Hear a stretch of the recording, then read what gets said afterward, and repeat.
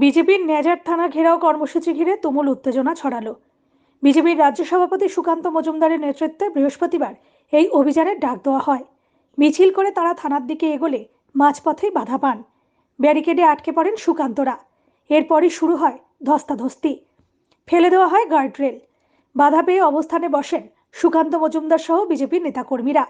এদিন নেজার থানার আগে নেজার বিডিও অফিসের মোড় নেজার বটতলায় পুলিশি ব্যারিকেড রাখা হয়। সুকান্তদের মিছিল সেখানে পৌঁছতেই বিজেপির মিছিল আটকে দেওয়া হয় বলেই অভিযোগ। এরপরই অশান্তি বাধে। বচসা থেকে শুরু হয় ধাক্কাধাক্কি। পুলিশের যুক্তি, 144 ধারা জারি থাকার কারণে মিছিল আটকানো হয়। পাল্টা সুকান্ত দাবি করেন, এতদিন পর এদিনই হঠাৎ কেন 144 ধারা জারি করা হলো। পুলিশকে সুকান্ত প্রশ্ন করেন, 1 কিলোমিটার আগে থেকে 144 ধারা আছে মেনে নিলাম, তাহলে 20 কিলোমিটার 25 কিলোমিটার আগে ব্যারিকেড কেন? পুলিশের দাবি তা নাকা চেকিংয়ের জন্য। যদিও সুকান্ত তা মানতে চাননি, বলেন বিজেপি কর্মীদের আটকে দেওয়া হয়।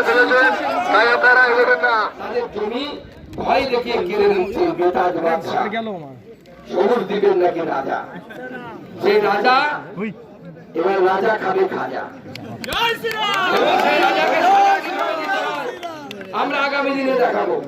আজকে পুলিশ কতটা অপরাধ বলতে পারছে না। পরে শেখ শাহজাহানকে আমরা অ্যারেস্ট করি। দম নেই এসপি যে সামনে এসে দাঁড়াবে, চোখে চোখ তুলে কথা বলবে। আরে চোর ধরকে ধরতে পারো না, মাস্টারমশাইকে আটকাতে এসেছো।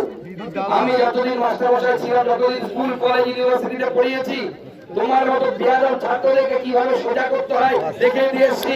আগামী দিনেও দেখাবো কিভাবে। এই পুলিশ, যে পুলিশ দলদাসে পরিণত হয়েছে, তার 144 ধারা আমরা মানি না। আমরা দাবি জানিয়েছিলাম, পুলিশ বলেছিল মাত্র 2 জনকে ভেতরে অ্যালাউ করবে। আমরা অবস্থানে বসেছিলাম, আমরা দাবি করেছিলাম 5 জনকে কমসে কম পুলিশের প্রতিনিধি দল হিসেবে যেতে দিতে হবে।